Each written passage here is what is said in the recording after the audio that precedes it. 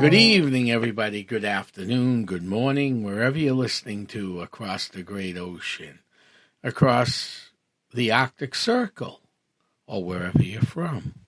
Welcome to another edition of the Paranormal Zone. I'm your co-host, Tom Spitalere. Bob is away tonight on assignment, but he'll be back next week. This show was set up to talk to different groups and bring a different view of the paranormal, the normal, the ufologist, the UFO stuff, Bigfoot, cryptids, Birdman, etc., including pagan and Wiccan and everything that goes into the zone. So for tonight's interesting evening, before we get started, this weekend we're actually off for shameless plugs. I have 2 radio interviews this week that I got to do, but you can check that out on the Essex County pages when they're up and running. And then next week we'll be back at Haunted Hilldale Cemetery, and then we got a bunch of stuff planned for September and October. We're up over 40 events this year, more like 44, maybe 45, possibly more. So I just want to thank everybody for tuning in, and we'll keep up the pace that we're doing. And tonight's guest comes all the way from the great state of New Hampshire, known as the Granite State. Her name is Kat, and she has, if I remember correctly, the New Hampshire Pagan page, and she's got a big event coming up, a huge event, which we're going to talk about. And it is the largest pagan event in New England, if not New Hampshire. Definitely New Hampshire, if not New England. Welcome, Kat. How are we doing today? Good. How are you? I'm wonderful. Things are going great. The weather's great. Life is just grand. And it's getting into the slow season, right? Well, for some, yes. No, that was supposed to be a little off-cuff joke. Slow season. I don't think you and I know what a slow season is. No. No, that's not in our definition at all. So I want to welcome you. Not exactly. Yeah, exactly. So I want to welcome you. Thank you for having me. No problem. Before we get into your event, though, okay, because this looks like it's a great event. Can you tell our viewers across the world and the nation a little bit about you? Just some quick background stuff. I was born and raised in Lowell, in Chelmsford, Massachusetts. I was raised by my mother and my grandmother. They helped me a lot throughout my life and helped me in my journey. I was raised mostly in a Unitarian Universalist church where it was very open. So I was very able to appreciate different views and different religions.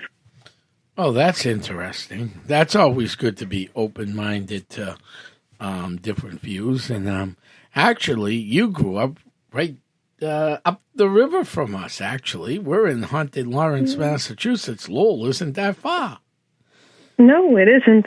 In fact, we share the same river, the Merrimack River Valley. Even though you guys are Middlesex County. I can let that go. Yes. We're Essex County over here. You grew up in Middlesex County. And Chelmsford is a great little town. For anybody who's never been to Chelmsford, there used to be a bowling alley in Chelmsford. And right below the bowling alley was a barber shop. So if anybody remembers that from the mid-'70s and late '60s, that was actually my father's barber shop in Chelmsford, right underneath the bowling alley in downtown Chelmsford. That was long ago. He moved them. That was long ago. He moved them in 1976, the year I was born, and he's passed on 6 years now. So, but that's my ties to Chelmsford. And other than that, so you had an interesting childhood. So you weren't tied down to one belief like a lot of people are, depending on what your belief is, with no disrespect to any other belief that is. No, my grandfather was very Catholic. Yeah. He was St. Mary's in Chelmsford was his church, and he understood that I was a little bit different, and things I did was different.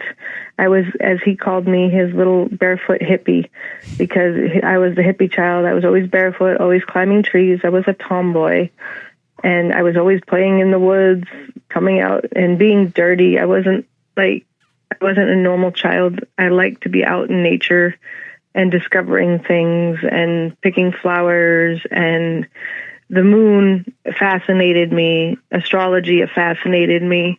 And I had really open family support. Well, that's good. That's excellent to hear. Because some people we interviewed didn't have that luck. No. And that's a sad part of a lot of things, is so many out there can't be who they want to be and be out in the open because they're too afraid. And the fear is what's holding them in what we call the so-called closet or the broom closet. Right. And it's sad because but you do have to have that safety net in a broom closet, is what we call it. And like, you have to kind of be in and out depending on your situation. Like when we were stationed in the Bible Belt, I had to kind of be back in the closet a little bit until I got the feel of the places around me, because I was surrounded by many different religions. And one of the things that you have to do is respect others' religion and their practices. And in order to do so, you must understand how they practice and how they believe. You can't discriminate anybody if you don't understand where they're coming from. How true that is. So about what age did you realize that you had you were different than, like, me growing up? I started realizing when I was younger that there was a little different than me than the regular guys in the neighborhood. Yeah, I did all the games and stuff, but I could kind of feel things and know that there's something there that nobody was seeing. So when did you start going? I was actually very, very young. My mother is the one who noticed it and spoke to several friends of hers and tried to understand what was going on, because she would find me talking to myself, or what she thought was myself, in bedrooms, and then she would realize that things would move around me and just different things would happen, and she tried to understand it. And so she talked to several friends, and they said, "No, you have a gifted child. Just keep fostering her belief system and her journey through life, and she will get through it, but don't close her off." And that's exactly what my mom and my grandmother both did. Oh, so you were lucky then. You had a mom and a grandmother that didn't go, "No, that's not right. That's against what we believe." Exactly. They didn't smack my hand or anything like that. My grandmother was raised Quaker Dutch, and she went through a lot as being raised, because they have their own ways, and it's a beautiful religion, right, the way that they believe and the fellowship of friends. But my grandmother was left-handed. Oh. And she explained things to me, how things, different ways of believing, some things are not right. Mm-hmm. And so I understood from long ago that there are times that I need to shut down and pull away so that I don't get myself into trouble or cause a scene, because even though they support me, not everyone will. Correct. So that is interesting. And, so is there different levels of discipline within the practice of the witchcraft or paganism? Yes, it depends on the study of the tradition and practice to which one is studying. Each tradition and practice has their own ways. Example, Wiccans have the law of three and different degrees of practice. Okay. One of the benefits of being pagan is there are so many paths, traditions, and theories and philosophies of what you can believe in.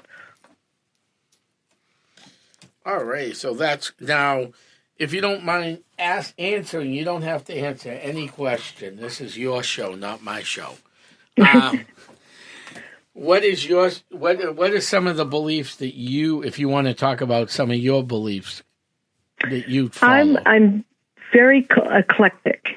I pull a little bit of everything from everywhere. I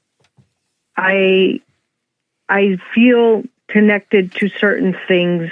Like sometimes I feel more connected to a Native American draw.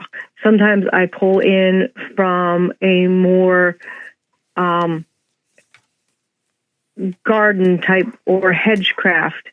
It just depends where I'm at in my, as I call it, it's my path and where I sit on a rock and I look around me and I see these different paths and I'm like, okay, maybe I'll go down this way today and see what's down there. So that's why I love being eclectic, because I can pull from each one. I don't have to be set in one way. And I think that's the best way to describe it, is just you can pull and draw from everywhere. And I love to meet others who practice different ways, and I can learn from them. I am a high priest. I am a third degree in Wiccan tradition. But as I tell everybody, I don't see myself as higher than anybody else. I'm right with you. I'm still learning myself.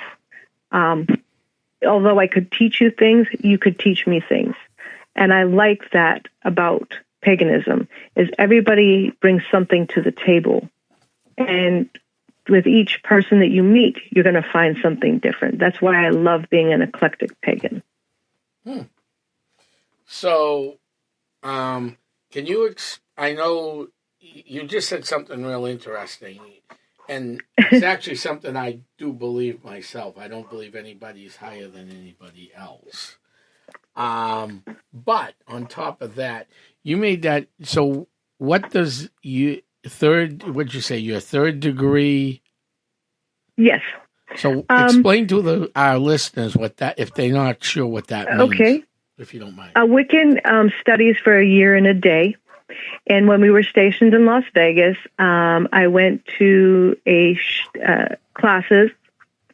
The teacher was more Celtic Wiccan. And I just loved her vibes. She was an amazing person. Lady Morgan is her name.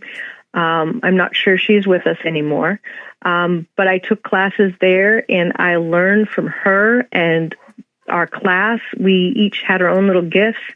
I learned so much from each person in that group. And we studied together for a year and a day, and I got my first degree, then my second degree, and then my third degree. So then I could do more things as a high priestess. I'm also a wedding minister and performed hand fastings. I no longer do that because I'm more focused on doing New Hampshire Pagans at this time. And due to health issues, I've been pulling back from that. But third degree just means that you are, like I said, with different traditions. And Wiccan, that's part of their practice, is each person is a degree. So you have that year and the day. And each, say, like the first one is practice and theory. Second degree is more protection, herbalism, and more into the practice of witchcraft. And by third degree, you should be able to recognize, pretty much make tinctures and all the practices that first degree and second degree plus everything at once. It's basically a way of teaching you the entire genre of witchcraft all at once, but in different time frames, and then adding it all together at the end. Oh, so how many levels are there? 3, 4? There's 3. There are 3, and that's it. But by the third one, it takes a little while. That's why they say a year and a day. Mm-hmm. And usually there's a ceremony, and each degree gets a different type of symbol. The first one is like the triangle, then it's like by the time you get to the third degree, it's the circle with the triangle and pentacle. It just depends on what type of Wicca that you are studying. And with Celtic Wicca, she was a little bit different in the way she taught, and her symbolism was a little bit different than others. So each, like I said, one would be different. So each teacher teaches in their own way. Oh, okay. Now even in most basic education, that you might be learning the same math or the same history or the same science in whatever grade level you're in, but each teacher has their own way of teaching it. So correct. That would make sense. All right. So is the belief of witchcraft much different than other religious groups? Kind of falls in the same kind of category. In my teachings in many teachings that I was taught, it all religions basically started with paganism in some way or form. We are of a people who started with healing in the woods. We were the medicine women. We were the medicine man. We were those that people would come to when they needed herbs or advice. We were the sages. We were the people that lived in the cottages that stayed away from everybody because we were different. And sometimes that's kind of what we kind of are doing again. And people are starting to understand that maybe there's some thought to this process of finding these people again and going back to the old ways. So do you see the pagan Wiccan religion growing? Yes. It's my friend used a word. It's kind of a weird word, but I'm not quite sure about the word. It's called movement. We've called it the witchcraft movement. And it's becoming more open for people to practice their belief systems. Like you asked, and there's another question too that we'll probably pop onto, but men are coming in. They're starting to feel okay enough to come out and have themselves out there. It's more becoming mainstream. I don't like that word either, but movies and stuff like that have not quite helped with that either in some ways. People are thinking it's easy. It's just, okay, let's just open a book and we can do a spell. But we are coming out because we are trying to help those that are so confused by those movies. We are trying to help those ones that are trying to understand what is going on, what is actual witchcraft. Because there are so many things out there that is incorrect information. So now all the, as I call witches, are coming out and trying to explain things to those that are confused. And so now it is kind of more mainstream and more out there. We are still do have problems with certain religious groups that are like, use the word evil. We are not evil. We are just very nature-based people who believe in a different way. And there's nothing wrong with that. I mean, many religions were nature-based, as you had said, and when you go back and you look at what happened in what today we call the New World, okay? So exactly. My background, besides being a paranormal investigator and having a team for 18 years plus now, almost 20 years, I went to college and got a degree in history. Most of my history is the Viking settlements of New England to the end of the American Civil War. So, I mean, yeah. Yeah, quite a big area there. Yeah, that is a very vast area. Early on in American history, we're going to start early on in American history, and then we'll get back to the men thing because that's real interesting to me. Early on in American history, we had supposed, everybody said, "Oh, Columbus settled America." Well, actually, the Vikings settled first up in Machias Bay, Maine, but that's neither here nor there. Well, whenever the first settlers got here, there was already a group of people here called, Native Americans. And most Native American beliefs are land-based belief. Correct. They pray to the moon, the sun, the tree, the fish that they caught, the moose that they killed, the deer that they, for dinner and everything else. Because that's how you lived back then. We didn't have supermarkets. Yes, and they appreciated everything around them. Correct. And they gave thanks to all things around them. Correct. Then came the French, the English, the Spaniards, and there went the New World. The Old World, I should say. Beaver pelts became money. Beaver pelts caused 3 major wars. Some people call it the First World War, which if for people who are listening across the world don't know what I'm talking about, we're talking about the French-Indian War, King Philip, King William, King George's 7, 9, 12. There was 30 years worth of war going on in the new lands. Okay. Long story short. And, these French Jesuits came over, the British Puritans came over, and they looked at the Native Americans and said, "You don't have any religion. Let's teach you Western religion." Well, there's more than Western religion out there. In fact, Western religion is probably one of the newest religions out there compared to earth-based religion. Mm-hmm. And if you look at my favorite holiday of the year, you could probably guess what that is, right? Halloween. Samhain is usually where it is Halloween. Correct. So what is Halloween is October 31st usually. What is the next day? What is the next day after that called? Usually we go into, Samhain is a really interesting topic because a lot of people just think it's the 31st. It actually isn't.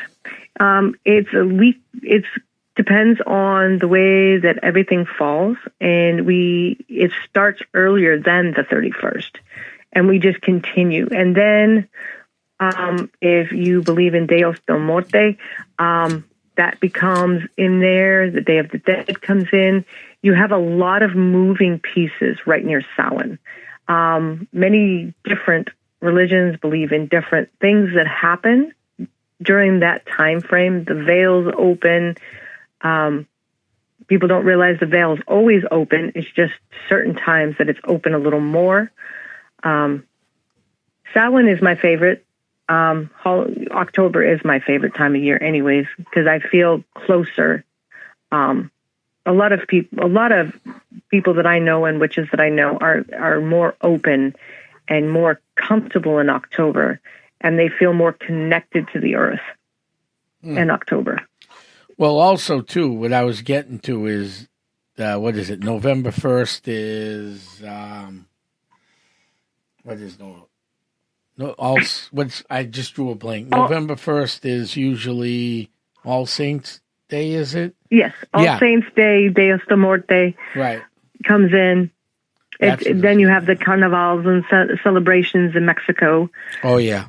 So there's a lot of that's some of the why I love religion and different religions, because there are so many beautiful rituals and beliefs that open up, and you get to see so many different things. And I have a lot of friends who are of Mexican culture. One of the ladies that we do have is in our group is of Aztec descent. And oh my goodness, some of her rituals are just amazing. She came here from San Diego, California. And she is an amazing person. She'll be at the fair one day, but She is making full-on Florida water and special little things that she does in her belief system. She's also one of our readers. It's just, that's what I'm saying. There's so many different types of belief systems that fall into that earth-based that you can find. Even, I know this sounds strange, but then you've also got Italian. We've gone through a bunch of Italian festivals, and people don't realize that there are so many witchcraft involved festivals for Italian too, and it's a lot going on in October. Right. And in this area, the Italian festival kicks off Labor Day weekend with the yes. with the Feast of the Three Saints, and this is my 48th straight year Correct. going. I never miss a day. I love that event. So, I mean, there is a lot going on. So, I mean, and it's all tied together, which that's what the world's Correct. supposed to be. We're supposed to be tied together. Exactly. And it just, our parachutes need to be more open. Right, exactly. Here's another great question. In the world of the paranormal science and traditional beliefs are suspended, does science and physics or other evidentiary practice align with the study of witchcraft? Yes. With the belief of witchcraft was the start of the sciences in a way. The old world, the alchemists, the predecessors of science and alchemy, and more so of those changes, like your herbalists, different things like that. That's like Aleister Crowley. Like, a lot of people don't. I say that name and some people cringe, but you got to understand. Why would you cringe when you use Aleister Crowley? I don't understand. I don't know. Some people do. And it's just, if they think about it, it was the studies and practices of the herbs, the elements, and our world. That was the beginning of science, but in just a different form. And it was a practice of witchcraft, but it was science all at the same time. And it's very interesting to see, like, the elements of, like, different metals and how we use science today. And if you look at the way we use science today and you really think about it, you're like, we just put that into a beaker, just like they would put stuff into a cauldron. Do you know what I mean? That's an interesting way to see things. And I told someone that, and they were like, you said that to me, and then I was in science class and I thought about what I was doing, and you're correct. You're adding all these elements, you're adding all these ingredients, you're adding different things, and you are actually doing witchcraft or practicing the craft.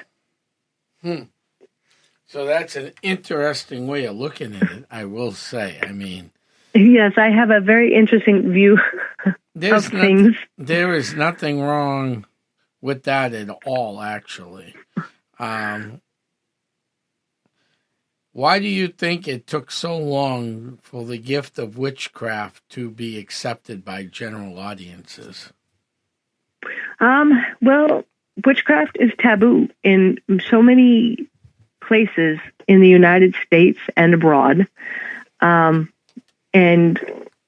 with, Christianity and the what we call a surge in Christianity, it was a forbidden subject even to speak about it, because it was witchcraft is the devil's work. It's just the way that people perceive things.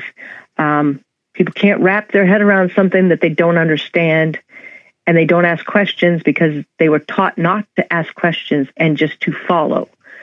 That's another thing with witchcraft and paganism. We are not followers. We each are our own person. We don't follow one or the other. But in other belief systems, many people follow a preacher. They follow one person, and they don't question that person. They just go. So when someone says, this is bad, don't believe this, this is evil, or don't watch that, don't do this, they don't do it. And they don't take the time to say, hey, can I sit down and talk to you about this? Because they've been forbidden to do so. Then you have the mainstream media. You have things happening in movies that aren't quite accurate and kind of put witchcraft and the practice of witchcraft in a negative light. So they're seeing that too. That does not help us at all. No. It does not. No, you're right. I've had a lot of people be attacked because of things that people have seen, and they go after them. There comes that broom closet I spoke of earlier. You have to know when to be in and when to be out. And it's sad that we still have to do that even in these times, but we need to make sure we protect ourselves, because we never know what could happen. With all the weird stuff that's going on in the news and everything, and the way things are going in the state, we just have to kind of keep our wits about us and try to keep moving forward and help support each other and become that community and stand beside each other and help each other. And that's one of the things that I love about our community, New Hampshire Pagans, right, is we are a community, and we are there to help each other. Even I have helped many different churches. We have dropped off food at churches. People don't realize that. I have talked to so many people that can't go to a food bank, can't go to a clothing drive because they wear a pentagram, because they wear a Leviathan tattoo, because they have certain tattoos. They are shut out, and that is very wrong. No, you're right. And and with our community, if someone needs something, I'm always there. I will always find someone close to you to help you if you need food for your family, if you need clothes for your kids. We are a community, and we help each other, because without that, we're nowhere. We're just as bad as the rest of the religions that just shut everybody out. No, that's a good way of looking at things. And you're right about TV. I mean, I deal with stuff like this a lot. You go on a paranormal case, and they go, what's taking so long to go through the evidence? I don't have a production crew going through evidence. And if you do 2 hours of audio, that's like 4 hours of audio. So if you got, 6, 7, 8 hours, that's double that. That's anywhere from 14 to 16 hours just in audio. And same with video. It's almost double. It takes a while to go through exactly. Stuff. I mean, so it's not what you see on TV in 1 hour. They get to the case, they solve the case. It's not at all like that at all. Not at all. No. And I think some of these movies have really destroyed the people.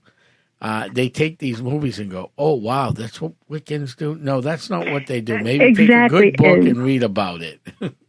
Exactly. And that's what I tell a lot of, it's like, no, that is not it. Because that's what I was saying. A lot of these young people are coming into witchcraft thinking it's just, I'm going to go buy these herbs, I'm going to buy all this stuff on Amazon, and bam, I'm a witch. Right. Well, that's like it's not that way. No, it isn't. That's like paranormal investigators. They go out, they buy all this equipment on Amazon, and it's really easy to find. You just need money. You can buy anything you want. Just same with the Wiccan. And now they're paranormal investigators. Exactly. And there's a lot that goes behind the practice and the theories and the readings and the teachings. There's a lot more behind everything. And that's something that I make sure that I tell everybody, if you have questions, always ask me. Right. I'm here. And that's why we're doing this podcast, because we want people to realize that, you're learning every day. You're learning your craft every day. I'm still learning my craft. Exactly. I mean, we could be doing this for another 50 years, and we'll still be learning. Exactly. And it's kind of sad, right, when you really think about it. It is, in a way. Yes, it is. And I think a lot had to do with, movies and TV series, especially one particular TV series. I watched it, but I knew it wasn't, I watched. There are so many TV series out there and so much drama going on. Well, I just try to stay out of it. One of the worst shows that I think that depicted, and I liked the show because I liked one of the actresses on the show. So as far as the show was concerned, it was, you could watch it from beginning to end and not learn anything, but enjoy the show for what it was worth. But I'm not really sure that that's how that worked, and the Book of Magic. Yeah, sometimes I wish that I could do half the things that happen in movies. If I could get on a broom and actually fly, I'd be rich. Let me just tell you. Imagine how much gas we could save with the price of gas. Exactly, that's what I'm saying. If I could just snap my fingers and go poof, and I would be at work, I'd be awesome. Yeah, imagine all the gas. If I could make exactly wiggle my nose and things just appear. I mean, yeah, no, I mean, and that's what's really. And the other thing that I think really hurt what people think about witchcraft is history. So, correct. We're going to delve into that a little bit. That was my onset to the next question. The Salem witch trials of the 1600s. It was a very sad time for America in general, but it has preserved and growing today. Do the witches still carry that feeling of discrimination today of what happened back in the 1600s? Yes, in a way, I think we all carry that with us as a reminder that as long as there are people out there that perceive us in a negative light, that discrimination will always be there.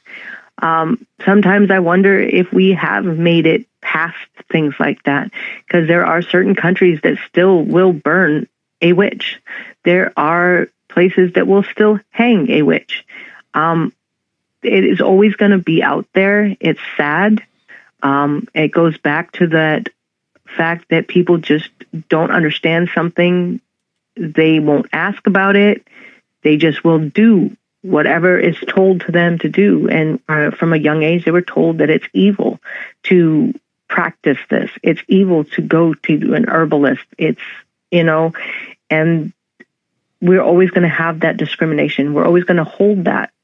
We're always going to hold space for those that we, people back then that were herbalists and shamans and different things, and that helped people. And then after they helped someone, they were taken away from their families and shoved in a cell for what they did, and all they were trying to do was help someone. So that discrimination will always be held with us in our, as we hold space for them. I light candles. Every March, I light a candle. Our youngest was born in March. So it's very interesting because he understands, and I've made sure my children understand that we light a candle during this time in remembrance of that discrimination, of the horrific acts that are still going on, that we will never sometimes move past because people don't understand things still. So they're going to try and get rid of what they can't understand. They just don't get it. And then that's the hardest part about being a witch, practicing. And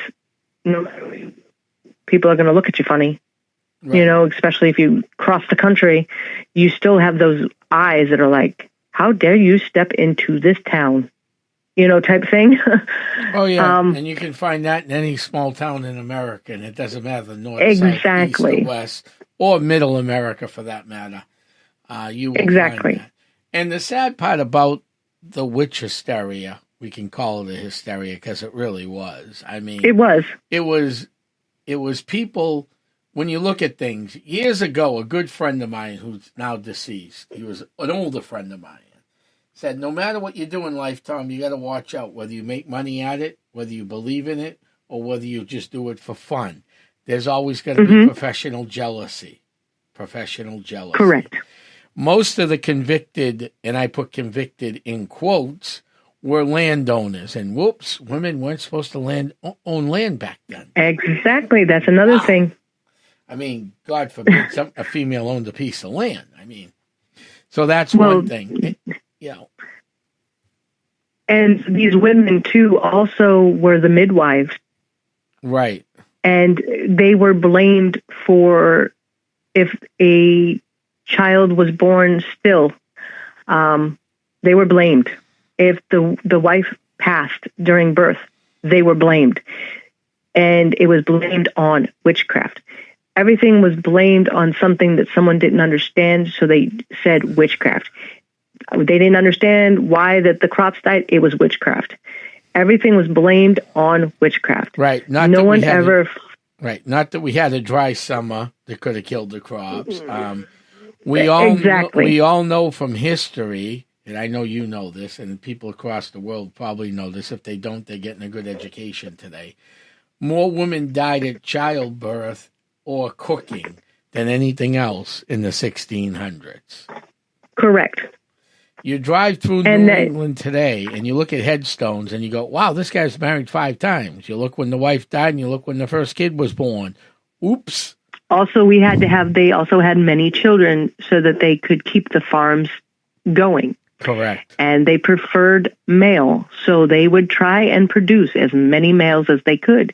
And sadly, back then, women were not thought of in a more human fashion. Let's put it that way. They were made to cook, clean, produce children, and that was that. And most were married very young. Right, and worked the local fields while the husbands went out to sea or went out hunting. Correct. So, and most of the time, women were putting more food on the table than the husbands were, because if anybody's been a hunter like me or a fisherman, you go hunting, you're not going to catch something every time. You go out fishing, you'll be out on I don't care what river you're on, Merrimack River, the Concord River, the Connecticut River, the Saco River. You're not going to catch every time you go out fishing. No. And then, and the wives that were at home with these children during bleak winters when the hunting parties would go out, they had to make sure that there was stuff there. So what did they do? They did wildcrafting, was what everybody called a form of witchcraft. Wildcrafting, you're going out, you're picking up mushrooms, you're getting your vegetables ready, you're canning, you're getting things ready for the winter. And people would say that was witchcraft. Everything went back to the same thing. And it's like we sometimes still haven't learned from our past, which is sad. No, you're right. Some people just don't learn. No, you're right about that. I mean, some people did learn, though, because and I forgot the date on this because I didn't think we'd get too in-depth on this conversation. I would have put my other notes down because me being a New England historian. They actually tried that again in Salem years later, in Hampton years Correct. later. And the minister of Hampton went, don't think so. We're putting an end to this. We're not going to have another hysteria. And he stopped. Exactly. The problem in Salem was you had a minister that was basically curtailing to everybody, making this one happy, this one happy, this, so he could stay as a minister. That's all that was. Correct. But Hampton guy went, oh, I don't care what this family says. I don't care. We're not going to have another hysteria that caused a lot of death, a lot of trauma, and a lot of bad blood. There's just exactly, and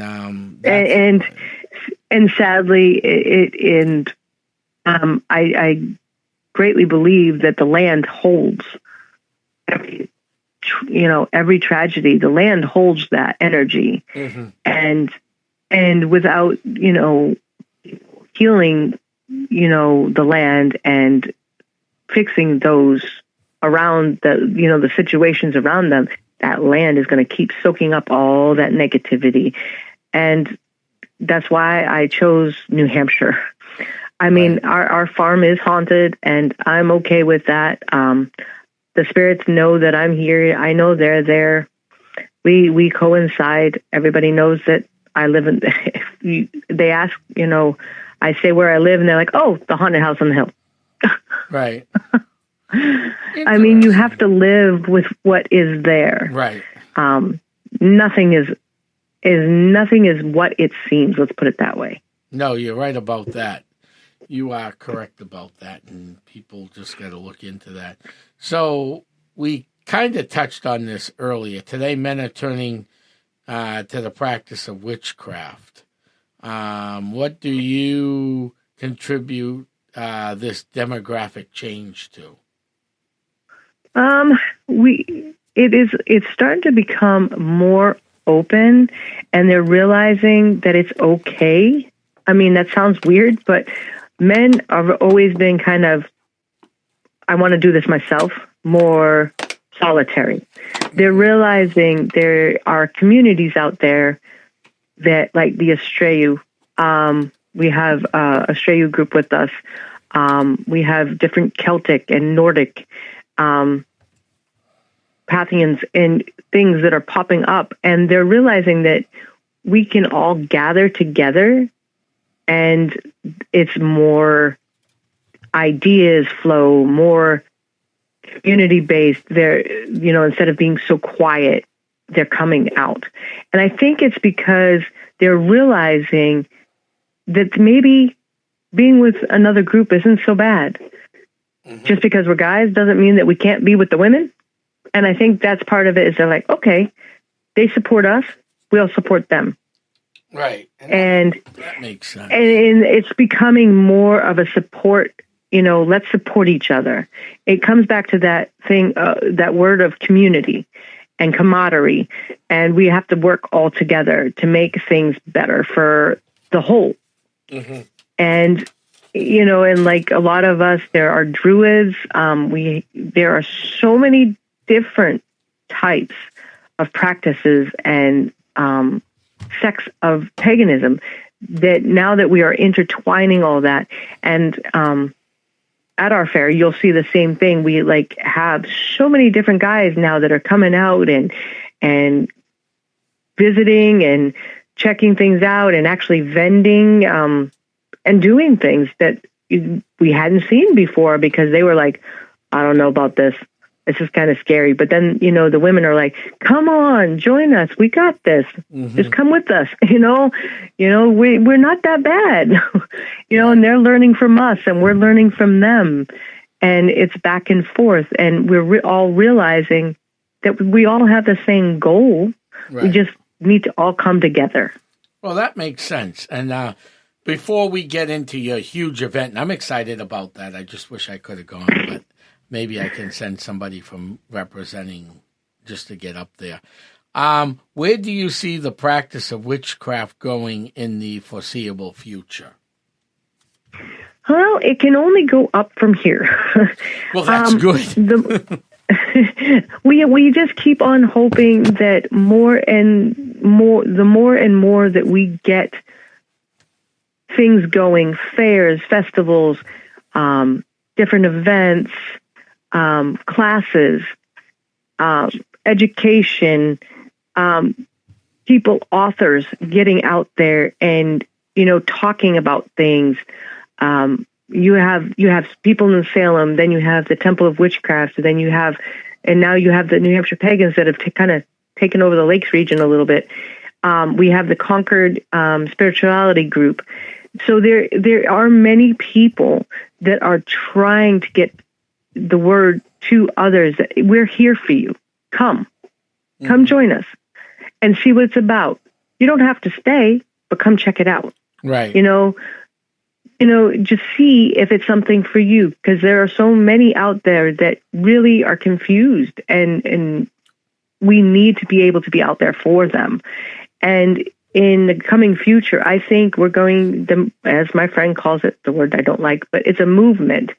And we're becoming more mainstream to the fact that people want to understand more. Mm-hmm. So I think that will start helping. All right. And bring us more out there. Yes.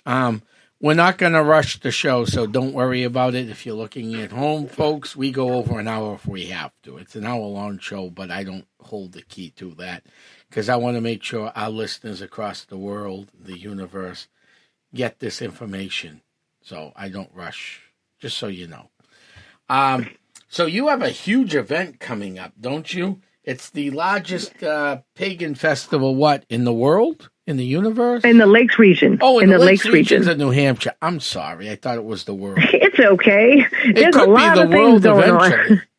So, yeah. It's September 14th and 15th, 2-day event. Those Correct. are always fun. And you've done a lot of work to build this event. So can you give my listeners, our listeners, and your listeners, because you'll be airing this too, across the universe, what this is all about? Okay. In 2014, I established New Hampshire Pagans. I took over a Facebook group from another young lady. She was moving to the Carolinas. And our first fair was at the Black Swan Inn in Tilton, New Hampshire. That was in 2022. By noon, we had about 2,000 people show up. This was in October, right at the beginning of October, and it was a little bit crazy for us because we only had 30 vendors, and we were doing our own food, and we had Jenna Green with the big full moon coming up behind her. It was a beautiful event, and we realized it was something that was needed. So we're like, okay, this is something that people really want in the Lakes region that they're not getting. So we had a suggestion to move to Belknap County Fairgrounds. And that's where we did our first year there last year, 2023. We had over 90 vendors. We had Jenna Green again. We had Rose Kula again. We had sound baths. We had workshops. We did some druid activities. And it grew again. So, and this year we're at it again, and we've added more enjoyment for everybody. We have, again, over 90 vendors. We have between the field and the barn. We have mobile axe throwing. We will have a mobile axe throwing. Sounds like fun. Yes, with Zach from Real Axe. We have Wolfpack Healing. Him and his accompaniment will be doing a fire walk from 5:30 to 9 each night. You have to pre-register online for that. We have Neil Knock from Massachusetts. We have Jenna Green, Rose Kula, Peter Jensen. What's Neil Knock for our listeners? He is an ambient sound artist. So, yes, we have a very good variety of music. We have a flow artist. We have a new paranormal group coming to visit us. Stuff going on. That's good. Correct. And it's only $5. 10 and under are free. So if you come on by, our gates open at 10 a.m. and we're there till 5 p.m. each night. We do require, if you are going to be drinking alcohol, which Mauve's Mobile Cocktail and Mocktail Bar will be there, you will get your over 21 bracelet at the gate. You must show ID to get it. But, yeah, we have a lot going on. We have aura readings, psychic readings, card readings, you name it. And where is this being held again at? The address Belknap County Fairgrounds, and it's 174 Mile Hill Road in Belmont, New Hampshire. So if anybody needs more information about this, how would they get a hold of you? We do have a website, and they can it's a weird. But you can go on to New Hampshire Pagans Fair page. You'll see it on Facebook, and fair is spelled with an E, and it's a pentacle that's like a rainbow colored. That's the symbol for the profile. Go on to that, and you can message me privately, and I will send you our website, and so you can find it, because we are at Weebly, is our website is on Weebly, so it's a little bit different when you type it in. Okay, so that sounds like a big, huge, fun event. with a lot of great vendors, psychic readings, which is always fun. I always like going to those events to get my get a little reading done if need be, or go check out the vendor tables and the firewalk. Oh, we have many vendors. The firewalk would be something I'd be really interested in. Yes, the firewalk is actually only $65 for our fair. That's it. Oh, wow. And yes. So we brought it down so that we could get a lot of people in. We have 100 tickets only for each day for the firewalk. And it's an amazing experience, a very healing journey. And I mean, if you want to experience it at a discounted rate of $65, just pre-register online. Everything is right there on New Hampshire Pagans Fair. You can see all the different flyers that we have up on there. We also have many of our vendors listed already, many of our entertainers that will be there. Everything is listed on New Hampshire Pagans Fair on Facebook. Well, that's real interesting. And, Kat, this was a great show. So I'm going to have you back on probably after the event because I know what it takes to run big events. That's never fun. I mean, it's fun, but it's a lot of work. Yes, I'll be very exhausted. I'll need a month. You'll need at least a month. Yeah, I get that. I mean, we all need, and when the New England Parafest, which is coming back next year, I run that every year except for last year. It's a lot of work. Plus, I run other events for nonprofits throughout the Merrimack River Valley, southern New Hampshire, and beyond. So, I mean, we keep going. That's all we know how to do. We are in the process of doing a nonprofit. It's a lot of paperwork. Oh, it's a ton of paperwork, but it's fun. So. Yes. So, again, if people need to reach out to you, it is what, again, the website? Okay, hold on. I'm going to tell you. I'm going to get it up so I can tell you exactly. No problem. Yes, Weebly's an interesting mix of to get into, so it's a little different.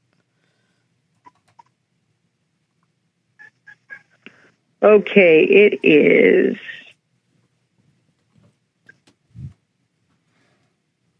Let's see.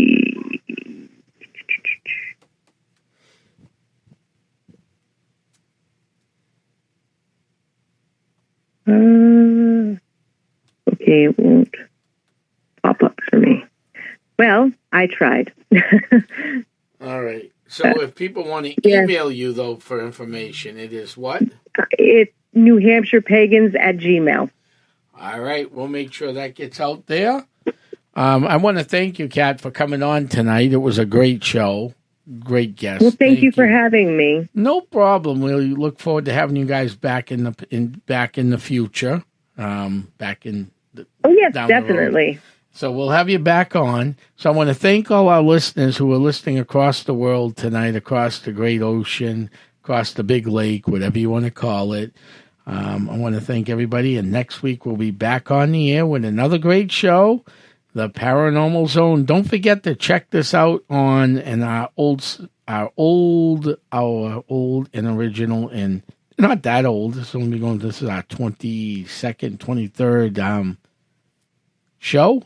Is located on Spreaker at Lawrence Community Access TV. Like and share the page, and you can go on and listen to all of the 22 other shows that we have done. So thank you very much, everybody, for tuning in.